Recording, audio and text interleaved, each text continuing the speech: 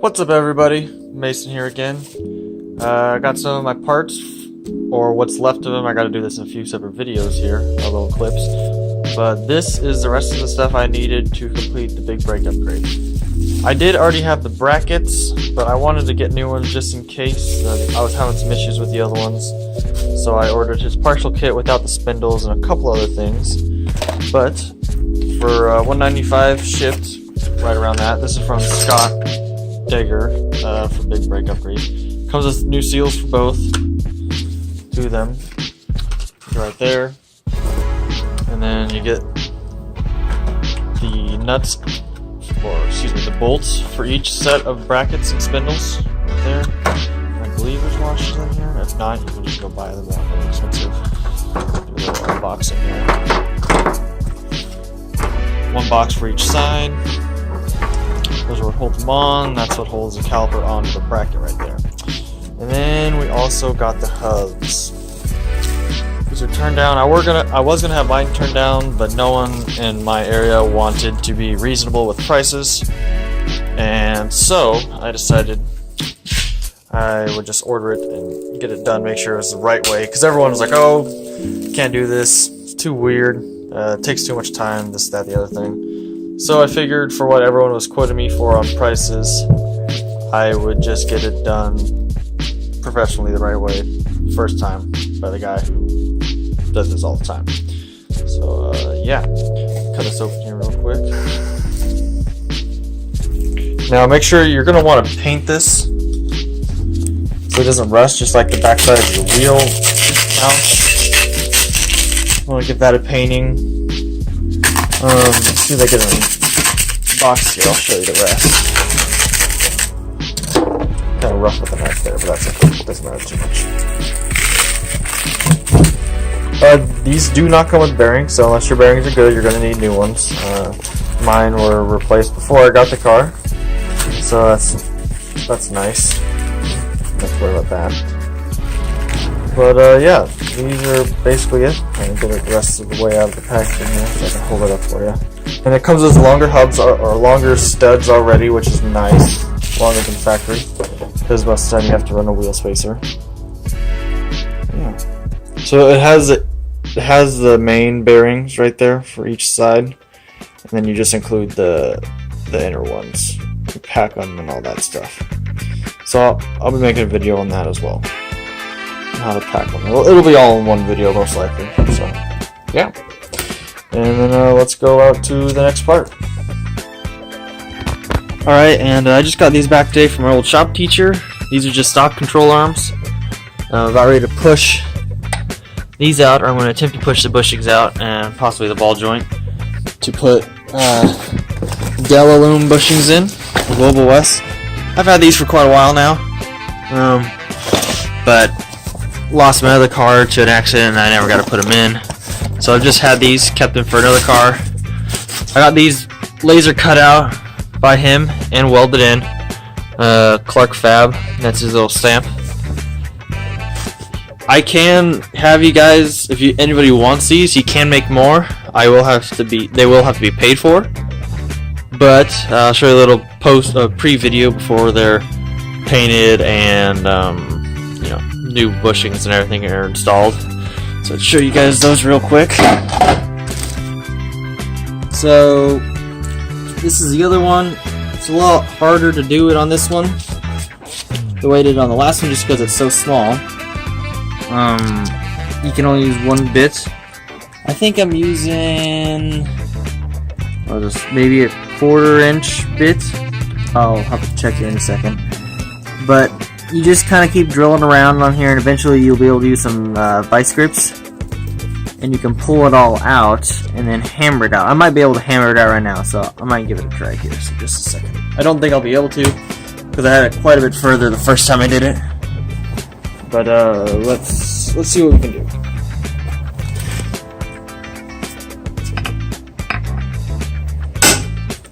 Okay, it's going a little bit. Definitely better if you have a vise for this, otherwise it moves around a bunch. Let's see here.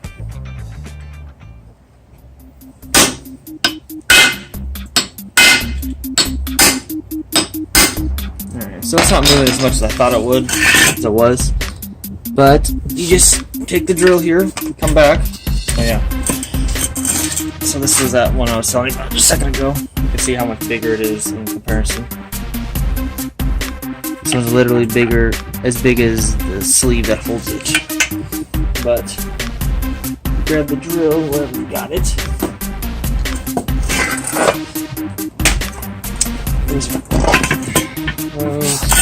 Alright. You got your drill here. And then all you do is drill in and drill out. Just keep doing it just like that. It's a lot easier when you're not holding the camera. Still need to get a camera stand, tripod, whatever you want to call it. Let's try it this way. Drill in and make sure you don't have a dead battery, but you just keep going back and forth, just like this. And then slowly work yourself out. Yeah, time for new battery. So yeah, there you go.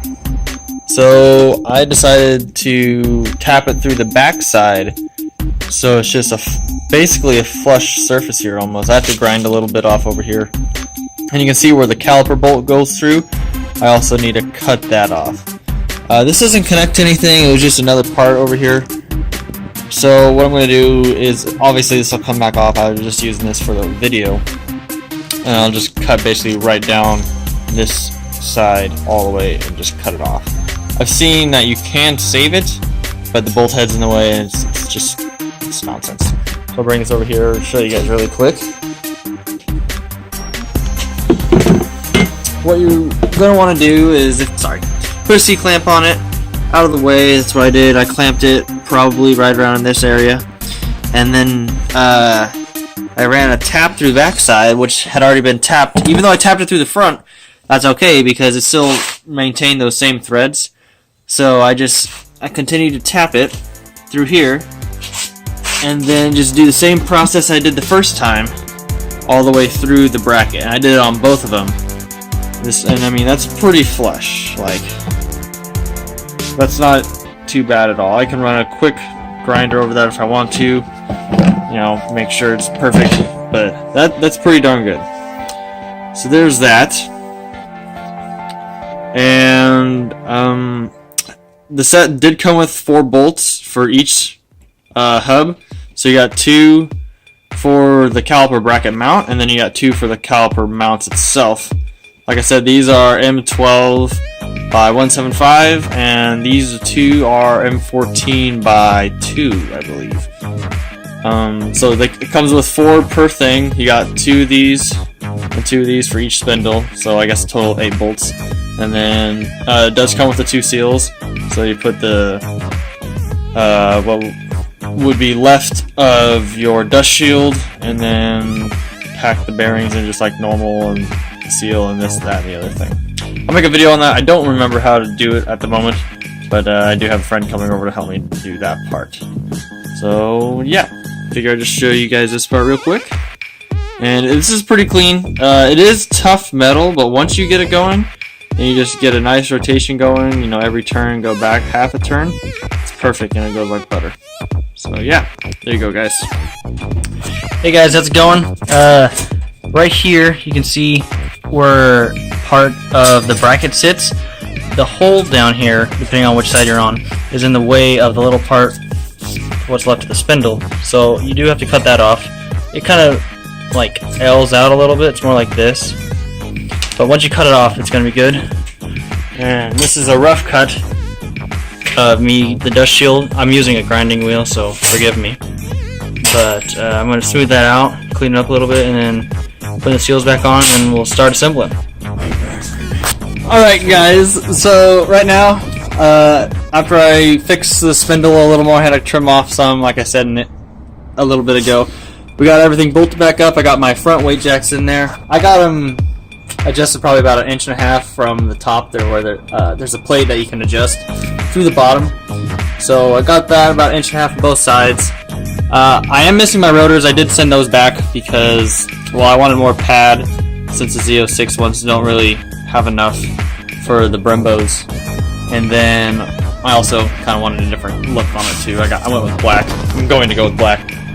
So, and yes, I'm missing these, but I'm also needing to get the right shocks still. So when I get the shocks, I'm going to put the ball joint covers on too. So this is what it looks like. We're gonna keep going here. I'll take another video when it gets all bolted on together here. Okay, now when we're packing bearings, we want to really make sure that you slather the shit out of them. So basically what you're going to do is you're going to get a nice glob of grease in the palm of your hand, and you're just going to scrape the bearing into it on the bottom until grease starts coming out the top. You can kind of see it happening there, but there, like you can see the old grease come out of this one on the top, the black stuff there. So we're just going to basically keep going until it comes out clean with new grease on it. And doing this by hand kind of sucks. At work I have an actual bearing packer that just kind of squirts the grease in there for you. But this is how you do it if you don't have one of those available to you. So you'll just keep going. You can see the grease coming out more on the top now. And you just keep going around. And that's pretty much all there is to it. It's a messy job, but when your friend doesn't know how to do it, then someone's going to do it.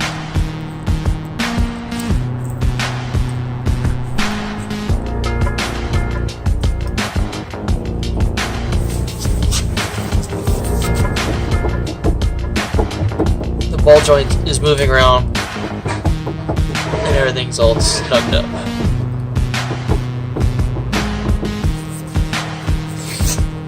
No bueno. Alright, so here it is. This is the driver's side. Right there's the 5th gen Brembos. Some new pads. I cut the weights off. I didn't cut the actual pads off because this part right here, this clears. You still got at least the fingers width right here. So I didn't cut that off for now. I thought of some ghetto engineering of like you could somehow put something on here if you had some good welding skills to force air into the pad area. Kind of help keep those cool if you're racing, you know. Just something I thought of, but you know you have only this much room to deal with, so you gotta remember that. But here they are. I just finished bleeding the front ones. When you do these, I didn't bleed the rear because the rears have already been bled, and so you're not pulling anything out of the lines from there. But start on the passenger side, and you want to do the inside one first. And then after you do that, you'll go to the outside, and then you'll come over to the driver's side and start on the inside one, and then you'll come out and do the outside one. That's it. I'll show you what it looks like with the wheel. Just give me a second here.